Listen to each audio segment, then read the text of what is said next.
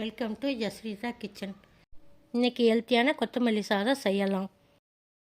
இதுக்கு தேவையான பொருட்கள்: ஒரு கட்டு கொத்தமல்லி, 2 பச்சை மிளகாய், ஒரு பல் பூண்டு, சால்ட்டு, சின்ன வெங்காயம். தாளிக்க தேவையான பொருட்கள்: கடுகு உளுத்தம் பருப்பு, சின்ன வெங்காயம், கருவேப்பிலை, முந்திரி.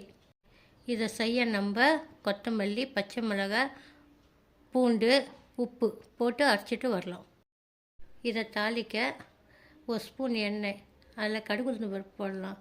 அது பொரிஞ்சு வந்ததும் கருவேப்பிலை போடலாம். கருவேப்பிலை கொஞ்சம் செவந்ததும் முந்திரி போடலாம்.